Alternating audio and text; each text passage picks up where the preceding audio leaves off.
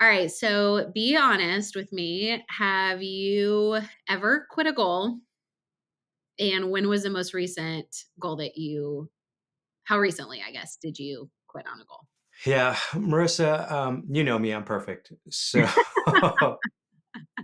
I don't quit. I'm great. Amazing. Wow. Yeah. Okay, well, you can just go ahead and leave now and I'll stay on the honest planet and talk to the people. Yeah. All right. See ya. Bye. No. Oh man. I feel like I've had to quit on a lot of things. Sometimes it was for really good reasons and it was beneficial, Yep. but other times if truly honest, I quit because I had a bunch of limiting beliefs or I struggled with Oh, what yeah. I wanted to do. For me, one of the most recent things that I quit on, this was a few years ago now, but I remember when I started my own coaching business, I was trying to like figure out how to do everything. And someone hired me to be their COO. And I remember distinctively thinking to myself, "Oh, I'm going to do this because it's going to help me as a launching pad." And was that true? Yes. But deep down inside, I did it because I was afraid of like being by myself and trying to figure this whole thing Mhm. out. And it derailed me to my longer term goals. Yeah. We had a conversation about, a not to-do list, like Yeah. stopping certain things because they don't add value.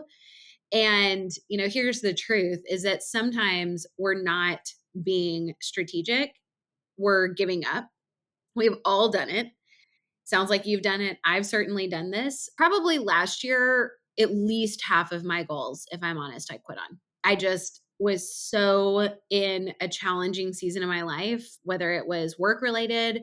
We had a lot of challenges going on. It required a lot more of my energy than typical. And then I had a lot of health stuff popping up last year that kind of derailed a lot of my goals and it quit. And I had a lot of guilt. It sucks to quit. It doesn't Yeah. feel good typically. Like unless you're being strategic about it and in that case great, but we're talking today about those times where you're not really strategic and you just give up. And why and how to fix it. Totally. Yeah. Okay, well let's go ahead and dive in because I want to get to the actual good stuff.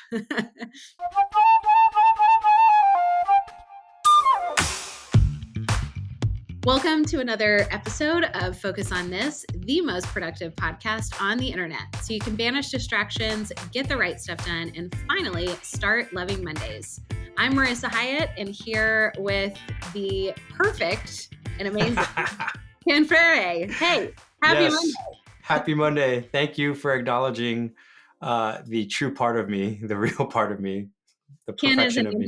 Enneagram 1 and the perfectionist, not Mm. the perfect, but we'll let him be perfect today. Yes. I could be perfect for like a zero point 0.1 millisecond. That's right. And then I ruin it because of my pride. So like it does, it doesn't work out. But yes, the reality is that quitting is something that we've all done. It's human. And for some of us, it's a lot harder to deal with the quitting, Yeah. right? Especially because, we see this all over social media. We see it in movies. We have like this massive respect for ultra marathoners, Navy SEALs, superhuman athletes Yes. that like they don't ever quit. But we feel like we are lesser than because we do acknowledge and we do feel that emotion of quitting, Yeah. the regret that we couldn't actually achieve something. Yeah. So today what we're going to do is we're going to walk through a few reasons why people quit and strategies to actually help. I am so excited about this. I had a personal trainer. She has the phrase, and I'm sure this didn't originate with her, but she said, if you're sick of starting over, stop quitting. And I always love that quote. It sucks to quit, right? Like Yeah. there's a lot of shame and a lot of guilt in it. And it's hard to continue to feel like we're starting over. So, hopefully, what we're going to talk about today will help you to understand better why you're quitting. And hopefully, we can give you some good strategies um, to kind of combat this and not quit on yourself or your goals. So, Yeah. Kim, let's dive into reason number one. Reason number one, it's harder than we expected. The reality is that sometimes we find we've underestimated the difficulty of a goal. I know this has been me 1,000 times. I'm like, oh, it's so simple. Just do X, Y, and Z. And then I'm like, nope, it's 1,000 times harder. Yeah. So we're hitting roadblocks and they're hard. And when that happens, our goal starts to cost us something. We actually have to sacrifice things in our lives. Maybe it's time, maybe it's money. Unfortunately, sometimes you have to sacrifice things in your family or friendships. And that's when you realize that you get frustrated Hmm. and you think to yourself and you feel this way that like it shouldn't be this hard. But because it is hard, right, you end up giving up Yeah. because you didn't realize how hard it was going to be. One of the things you have to realize is that when this happens, this frustration of hardship, one mindset shift that you have to have is you need to realize you're not yet the person you'll have to become to actually achieve this goal. That's worth repeating. So say that again. Yeah, you're not yet the person you'll have to become to achieve this goal. Hmm. And I think what ends up happening many times is we like being where we're at. We're comfortable. But if you actually chose a smarter goal where you're challenging yourself, that challenge means that there's a gap in who you are and then who you're supposed to become. This is why we want your goals to be risky. This is kind of a reality check moment.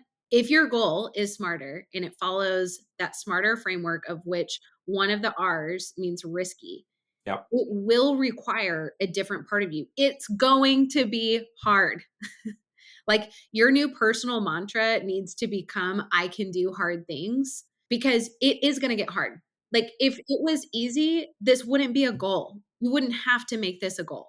And it's easy to forget that when you're in the moment and you have to go do the thing to make progress on your goal and it's hard and it's painful or you feel like you don't want to or whatever. And I think we need to kind of flip this and start expecting that that's going to happen. Like anticipate that at some point along the journey, it's going to be hard. And then ask yourself, what am I going to do? In January, my wife and I, we revamped our family core values. And one of our core values is do hard things. Yeah. So for the last, 2 or 3 months, every 3 months, we're going through a new core value. So right now we're in do hard things. And every time my kids are complaining or they're whining about something, I'm like, hey, we can do hard things. Hmm. This is your hard thing today. They're like, oh, I don't want to wash the dishes. I'm like, yeah, this is your hard thing today. Go do hard things. like just pushing them, like challenging them because we need to build that persevering muscle, that grit. And same thing for our goals. And one of the best strategies, if you find yourself struggling to push through when it does get hard, Yeah. is to remember your why. So, my mom is kind of like famous in our tribe for saying people lose their way when they lose their why. And this is really true. If you kind of forget why this goal is important, why it's worth achieving, what's at stake if you don't achieve it, it's going to be really easy to just give up on it, right? Like we've all been there where we kind of lose reference point to why we even wanted this goal in the first place. And then it's like, yeah, forget about it. So it's so critical for us to keep our why front and center. So asking yourself questions like, why did you set this goal? What are you wanting from it? Like what's the goal kind of behind the goal? You're obviously not doing the goal just to do the goal. Like you're not going to go run an ultra marathon just to run an ultra marathon. You're doing that for a specific reason. You don't want to just get out of debt to just get out of debt for the sake of getting out of debt. You want that because it's going to give you more freedom, right? Or you don't want to just create a habit of exercising daily for the sake of it. No, you want more energy. There's something behind that. You want to be able to get up and play with your kids or your grandkids. So, what will this goal make possible? And what's at stake if you don't accomplish it? I think getting really intimate and, as you're creating your goal, if you're like us and you use the full focus planner, we walk you through this question as part of creating your goal detail. So remember your why when it gets hard. Yeah. Now, reason number two is that it's taking longer than we expected. I have totally had this happen. This is me all the time. Totally. I mean, I've had this happen so many times, and honestly, a lot of times it's professional goals where this shows up, where we think, we have a specific timeline. We think we know what how long stuff's going to take. And then we get in and we realize, gosh, this is taking a lot longer than we thought. This is true, especially when we're talking about goals, because you might like come out of the gate super motivated, really excited. You get some quick wins under your belt. You're like, yes, yes, yes. And then progress slows down. The truth is, like, growth takes time. And I love this concept that you can't microwave your maturity. That's so hard because our whole society is predicated on right now. What's in it for me right now? How can we get Like, everything right when now? is yesterday a good time to get this thing done? Yeah. I was working on something. And my friend asked me, he's like, "Hey, when do you want to get this done?" I'm like, "Yesterday." Yeah, he's like, Ken, you know better. I'm like, "Okay, fine, tomorrow." yeah. he's, but he's like, "No, it's gonna take 4 weeks." I'm like, "Fine."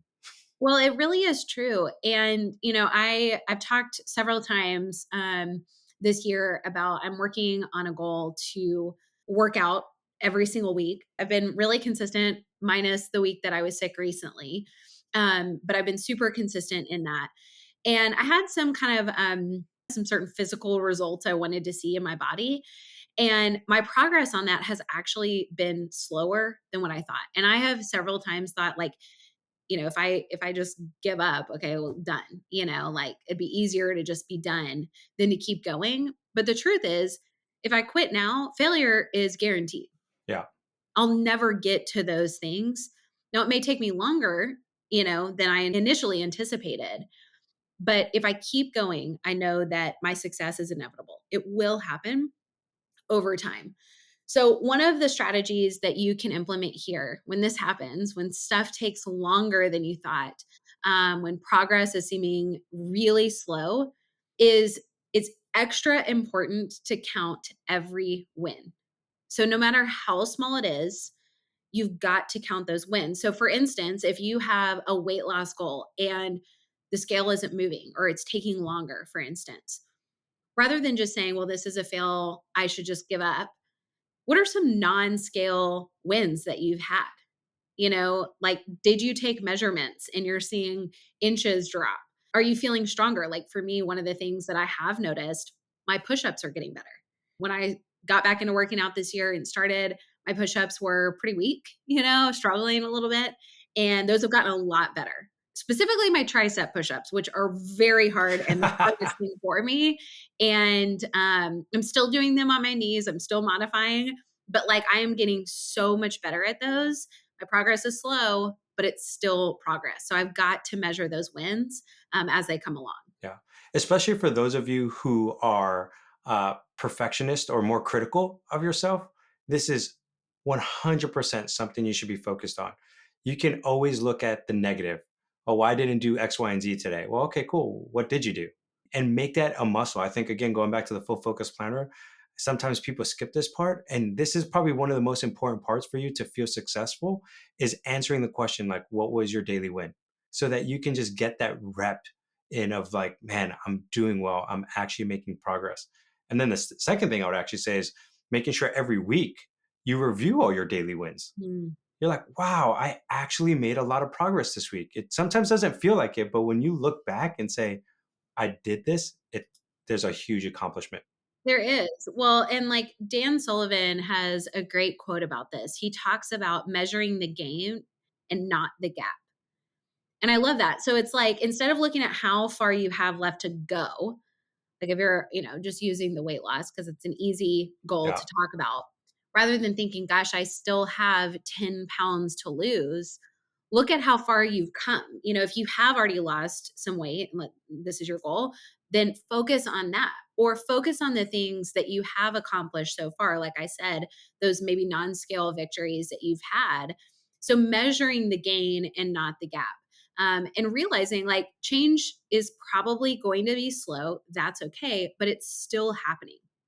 So even though it may not be happening at the rate that you were originally hoping, it's still happening. Which brings us to reason number three is that even though you might be measuring the gain and not the gap, sometimes the reason you quit is because it's more overwhelming than we expected. You see, when you set those risky goals in your discomfort zone, you experience so many different emotions like fear, uncertainty, and doubt.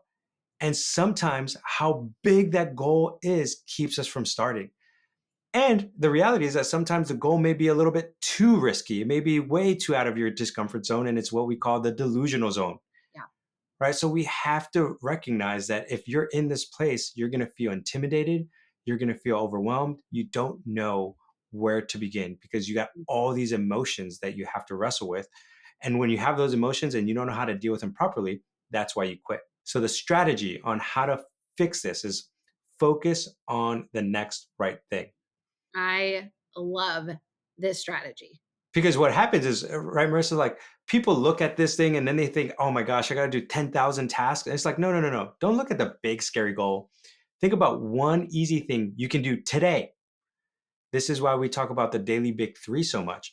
But like, you got to figure out what's the one thing. And sometimes I tell people, like, hey, if you're so overwhelmed about the daily big three, what's just the one thing? Just do one thing that can move the ball forward.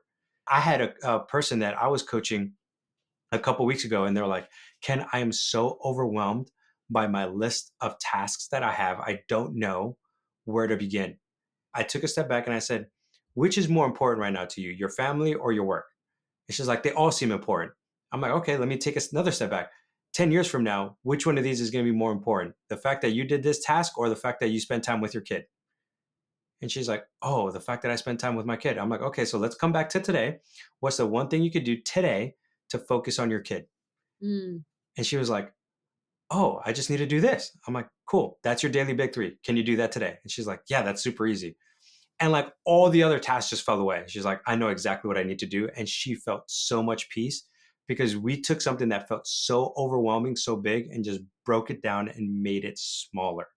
yes, it's all about taking like this big goal that feels potentially overwhelming or intimidating and bringing it really, really down to earth and making it small and easy to accomplish. And you talked about, Ken, like we want your goals to feel risky. We want you to feel that sense of fear, like not terror. Okay. We're not Yeah. talking about like being terrified, but we're talking about having like a little angst inside that's like, oh, I don't know. We want you to feel a sense of uncertainty and that doubt. It should be in your discomfort zone. But the key thing here that you're talking about is we need to make sure our next steps or our daily big three are in our comfort zone. These shouldn't be also in our discomfort zone because if that's the case, the likelihood that you're going to want to continue to make progress is really slim to none. You're likely going to go ahead and quit if that happens. If you have to muster up like major courage every single day to go work on this thing, like be honest. You might be like okay with that for a week or a couple weeks, but like after like a month of that, you're going to be exhausted and burnt out, frankly. But we want you to be setting steps, your next steps in your comfort zone. And I love how you helped her, take this big vision that she had and make it a reality today. And you guys can be asking yourself, like, think about the goals that you have that you've set. And if there's one that maybe feels kind of like, oh gosh, I don't even know where to begin. Just ask yourself, what's one little thing I can do today? And maybe all it is scheduling time on your calendar to work on it. I mean, that's literally could be a next step for you. The other thing I want to mention here that could be really helpful if you're really genuinely struggling, like, I don't even know how to get started, go to Chat GPT, you guys. This is such a good use case for this where you can take your goal and say, how can I get started? Give me some next steps to get started on this that are easy, small, not intimidating, actions to take. And you guys might be surprised at what comes out of that. And this could be something that you say, "Oh, I could go do that right now. I can make progress right now. It'll take me 5 minutes on this goal." I know for me, I had this quarter, one of my goals is to pay off 2 credit cards that I have some debt on that I am really ready and motivated to be done with. Frankly, this is a goal I've quit on for over a year. I've started it several times and then I quit and I start and I quit and I start and I quit. And this quarter, I was like, I'm done. I'm sick of my own story. I'm sick of hearing myself complain about this. Like, I got so fed up with me that I was like, it is time. It's finally the quarter for me to accomplish this. And it felt really intimidating. Like, this was not going to be an easy task for me. And so I had to figure out how can I make progress on this. And so one of the first things I did was I just watched a video.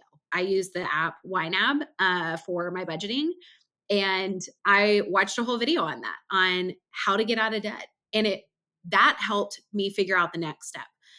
So even though you may not know what it's going to look like to accomplish this whole thing in totality, all you need to know is the next right thing to focus on. There's a lot of people in our double win coaching program who sometimes they don't know what the next right step is, and they could just post it in the community that we have. Private community is just like, hey, here's what I'm struggling with. Here's where I need help with. What should I do? Right. I have my own personal group of friends that sometimes I'm stuck and I'm like, hey, what do you think I should do next? And they're like, do this. I'm like, okay, great. You and I were talking about working out earlier today, and I was like, I hate working out by myself. And you're like, well, why don't you just try this or this? I'm like, okay, yeah, I could try those things because it's just helpful to have people that you can go back and forth with.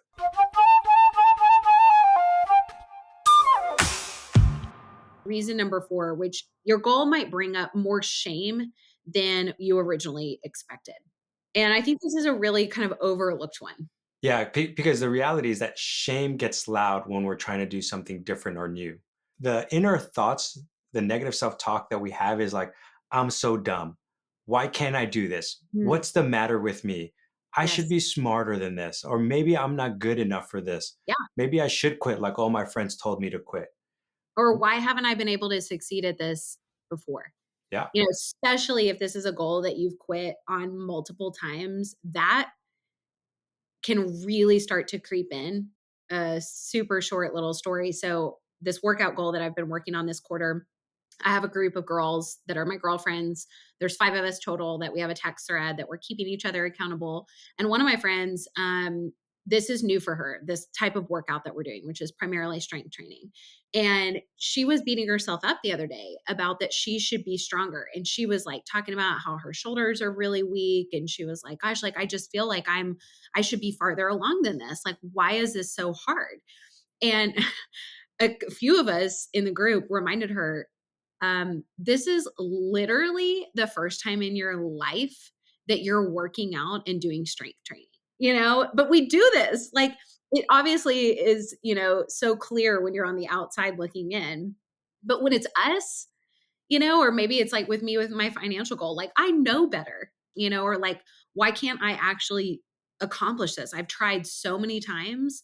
And frankly, I've actually done this in the past. I did this in 2020. I paid off a decent amount of consumer debt, both credit card and my car at the time. It was like, I can't even remember, $28,000 or something of debt that I paid off that year. Phenomenal. So it's like, why did I somehow get back in this?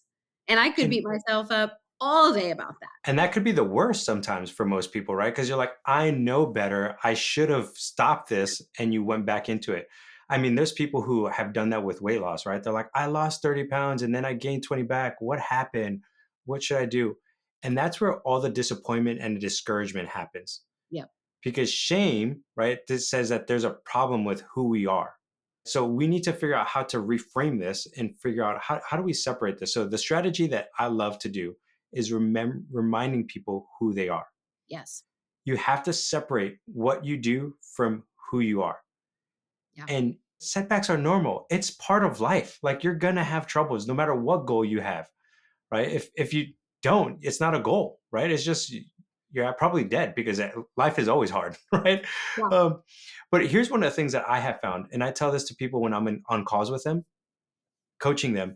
And I have found this to be so true. This is, I went to a counselor many years ago to go through some healing, to figure out some things that were in my life. And I had a huge identity problem because I tied everything to who I was to what I did. Yeah. And it was super hard to separate it. And then I remember one time the counselor was like, Ken, if you were a paraplegic right now and you couldn't do anything, who would you be? Wow. And I was like, well, God forbid that would ever happen to someone and for those people. But he was trying to prove a point that I was trying to achieve so much for Mm. my identity. And it's like, no, I can't. My value intrinsically has to come separately from what we do. Yeah. We can get value, of course, from a little bit of what we do in our work, but it can't be the ultimate place where we find our identity. So we have to separate those two. That's going to be huge. The second thing is just remember your values. Like, what do you actually care about? Who Mhm. do you actually want to become? Because so many times when we are trying to achieve a goal, there might be certain things that rub against our values, and Right. you might actually have to quit that goal, and that's okay. But then hopefully the goals that you do pick are aligned with your values, so it reminds you, like, no, no, I want this goal because it's going to get me closer to who I actually want to become. And I think thinking through those qualities, like we've already mentioned, those ideas of like, I can do hard things. I have tenacity. I can finish what I started. Like breathing life into yourself through, important, powerful affirmations like that. And I'm not talking about like telling yourself an untrue story or like living in a fantasy land here. I'm talking about really speaking life into yourself. And if you feel like you're struggling to do this, I want to encourage you to find a group of people who can help you do this. So whether that is your super close friends, I talked about we have this kind of accountability group that we're all working the same workout program, and there's 5 of us. And we sit in there and we complain about the workouts and how sore we are and all that kind of stuff, and we poke fun at it and whatever. And when we're having a hard time or we start that shame spiral starts to play, we're able to really speak life over one another and pull each other out of that. And, whether that's a good group of friends, like you had a counselor who can help, a good coach, or a community is so helpful to really breathe life into you, which really perfectly leans us into the last reason that you might feel like you want to just give up on your goal and quit, which is that it might be lonelier than you originally expected. And I think it's really important here. Growth can be lonely. Sometimes the truth is like the people around us can actually make it harder to change, especially if they're not in the same headspace that we are. And I know we probably can have a lot of people listening who are in this place where they feel like my spouse or my best friend, my roommate, my coworkers, they're just not on this same growth path that I am. And we feel like we're the only person that we know in the world out here tackling this type of goal, or we're trying to go after this and make our life meaningful and live out of our values. I mean, we are in a lot of ways, the 1%. Going at it alone, if you're continually feeling that, you will fail. That is totally a recipe for failure. We're not made to do things in isolation. We need to do things in the context of community. So that's your strategy here, is seeking out a community. We're truly designed to change and to grow and to heal in the context of community. So who can you ask to come alongside you during this process? And that's going to be super important because you might be like, man, I don't have anyone. Here's the deal. Some of you would actually say, yes, I do have some people. And we would actually say there's a difference between support and accountability to help you not feel lonely. Support is the encouragement, like, hey, you got this, you can make this happen. We're gonna need that at times, which is super important. Your spouse may be able to do that. But then there's the accountability aspect to the community where they're helping you actually achieve your goal. They're keeping you on track. That's what you need. Yeah. And for those of you who might be like, man, I don't have anyone like that. I don't have a good community of people to keep me accountable. Man, I would encourage you to come check out the Double Win coaching program.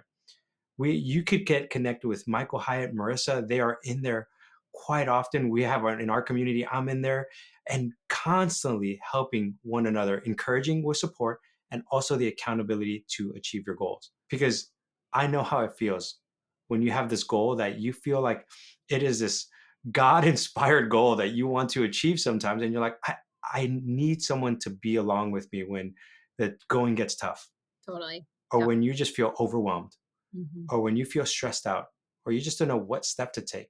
Yep. That's when true accountability sets in. And that's what we do in the Double Win coaching program. We help you for the whole year to actually accomplish what you want to accomplish. So if you're interested, come check us out. You could go to fullfocus.co, that's co/session. And we'll put that in the show notes as well. Totally. Well, and it's such a great program. Like Ken said, I'm in there every single week. I do coaching calls every week, and I'm in our community every single day working with our clients, to help not only encourage them, but help them strategize, help reconnect people with their why, and be able to have that sense of tenacity to keep going. What I want you guys to hear before we wrap up is who you're becoming in this process is more important than the thing that you're trying to accomplish. So those moments when you feel tempted to give up and quit on yourself, remember, it's not necessarily about that thing. It's about who you're becoming in the process. You're worth it. Your future is worth it. So prove it to yourself, you know, and just remember, quitting and the temptation to quit is normal. It doesn't have to mean you give in. So expect that that's going to happen, that this is going to pop up for you. And as a reminder, when it gets harder than you expected, remember your why. When it's taking longer than you expected, measure your gains and count your wins. When it's more overwhelming than you expected, focus on just the next right thing. When it brings up more shame than you expected, remember who you are, not just what you're doing. And when it's lonelier than you expected, seek out community. As we wrap up this week, we want you to focus on picking one thing off of your goal list that you may feel tempted to quit. And we want to coach yourself into pushing through. So using these strategies we talked about today, coaching yourself to success and pushing through. You can do it. We believe in you. You're worth it. Don't give up on yourself. Don't quit on yourself. You're right. You got this. For those of you, I know because I've talked to you guys, you're struggling and you're like, I want this win so bad. Trust me, you can do it. Keep going, one step at a time.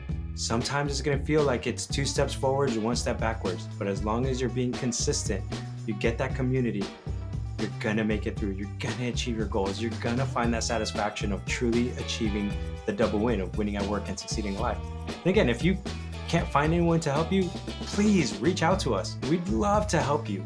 It's the thing that we live for. Like we wake up every morning, we get excited to come to work and coach you guys and walk through you and help you. It's so much fun to see when your eyes just open wide and you're like, I did it. Or when people, some of my favorite times, Marissa, is when people come to me and they're like, Ken, I feel like I can breathe again. Yeah. Like I have margin in my life to actually do the things that I want to do. And it's so beautiful. I mean, I had one lady who I was talking to and she's like, I just wish I had a Sunday where I didn't have anything on my list to do because I'm working 7 days a week, 10 hours a day. And like I did this whole exercise of just imagine what it would look like if she had one whole day where she didn't have to work. And she's a business owner, so she could totally do it. And she just started crying. She's like, that's what I want. And I'm like, that's what we could do for you. If you follow our systems, get the right accountability, it is doable. It's possible. Thanks for joining us on Focus on This. This is the most productive podcast on the internet, so please be sure to share it with your friends. Be sure to join us in the Full Focus Planner community on Facebook so you can benefit from the creativity and encouragement of people just like you chasing big goals. We'll be here next week with another great episode. So until then, stay focused.